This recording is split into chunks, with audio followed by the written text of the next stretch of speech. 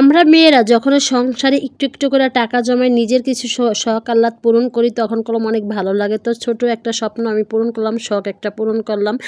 আসসালামু আলাইকুম এভরিওয়ান, কেমন আছেন? আশা করি অনেক অনেক ভালো আছেন। আরে বৃষ্টিতে যে কি পাইছে, এত বৃষ্টি নামতাছে, মানে বৃষ্টি কোনো কমার কোনো নেই। একদিন একটু রোদ উঠলে আরেকদিন বৃষ্টি হইতেই থাকে। ছাদে তো কাপড় চোপড় দিয়ে কয়েকদিন ধরে বিপদে পড়ে আছে, ছাদে কাপড় চোপড় দিয়ে এলেই পরে আসার পরে বৃষ্টি নেমে যায়। তো যাই হোক, আজকে সকালের নাস্তা একটু কিনাই না খাইছিলাম বিরিয়ানি। তো সকালে বৃষ্টির ভিতরে ভালো লাগে নাই, তখন ছেলেকে দিয়ে আসতে যেয়ে পরে বিরিয়ানি কিনে নিয়ে আসছিলাম। তো সকালবেলা বিরিয়ানিগুলোই খাইতেছিলাম, আর কোনো নাস্তার ঝামেলা করি নাই। নাস্তার ঝামেলা মানে করতে চাইছিলাম কিন্তু করি নাই। পরে দেখি 2 প্যাকেট বিরিয়ানি নিয়ে আসছি, আমরা সবাই খাইলাম। তো যাই হোক, এদিকে রান্নাবান্নাও কাজে বসাই দিলাম। তো রান্নাবান্না আজকে ভেন্ডি ভাজি করবো। ভেন্ডি ভাজি করার পরে সুন্দর করে ভেন্ডিগুলো নাড়াচাড়া দিয়ে দিব। পরে এই চুলা ভেন্ডি দিলাম, আর এই চুলা হচ্ছে শিং মাছ দিয়ে লাউ দিয়ে রান্না করব।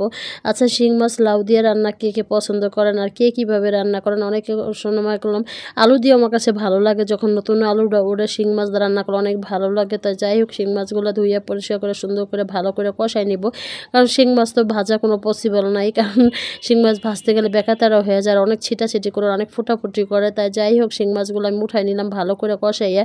তো কষাই উঠাই নেওয়ার পর সুন্দর করে এখন লাউ দিয়ে শিং মাছ কাটিয়ে নিব। আর লাউ রকম গতকালকে পরশু দিন আনছিলাম, তো ওদিনকে আবার রান্না করছিলাম মাছ দিয়ে। তো আজকে ভাবলাম আজকেও মাছ দিয়ে রান্না করব, কারণ আমি ভাবলাম বাসা শিং মাছ আছে, তো লাউ টুক দিয়ে শিং মাছ রান্না করি। বৃষ্টির দিনে এই খিচুড়ি এই মাংস সবই ভালো লাগে, আবার মাঝে মধ্যে এরকম খাবার খাইতে হয়। তো এভাবে খাওয়া দাওয়ার পরে আমরা সুন্দর করে, আমি লাউ দিয়ে পছন্দ বেশি করি, আবার আলু দেওয়া যে বললাম নতুন আলুটা উঠলে যখন তখন ভালো লাগে।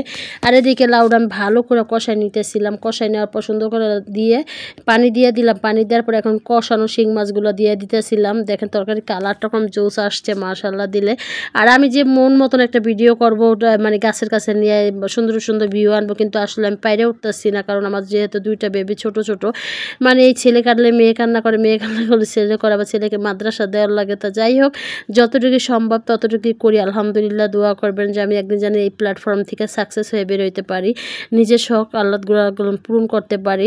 আর যেহেতু ওই তো আমার রান্নাবান্না শেষ, আমার ছেলেকে আনতে যাব, খাওয়া দাওয়ার পর আমার ছেলেকে আনতে যাওয়ার সময় একটা সুপার খাবার নিয়ে আসছি। আসলে এটা কোনো একটা খয়েরি কালার ছিল, কেন ক্যামেরার ভিতরে আসে যেমন জানি লাল কালার। আমার সোফাটা একবার অনেক দিন হয়ে গেছে, তো ভাবলাম একটা সোফা আমি কোনো পেজে থেকে নিয়ে নিই, আমাদের এলাকা থেকে নিয়ে আসছি সোফার কাভারগুলো। তা যাই হোক, এতে সোফার কাভারগুলো লাগাই নিছি, ভালোই লাগতেছিল, অনেক সুন্দর ফুটে রয়েছিল সোফাটা।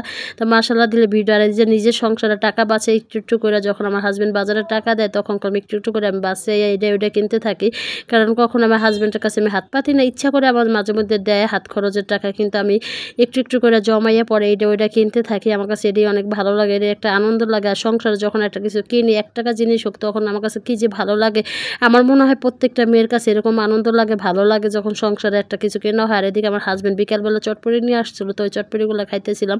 তো যাই হোক, সংসারে টাকা বাঁচিয়ে যেটা সুপার খাবার নিয়ে আসছি, আলহামদুলিল্লাহ এটাই ভালো, এটা আমাদের এলাকা থেকে আনছি। সবাই ভালো থাকবেন, সুস্থ থাকবেন, আল্লাহ হাফিজ, আসসালামু আলাইকুম।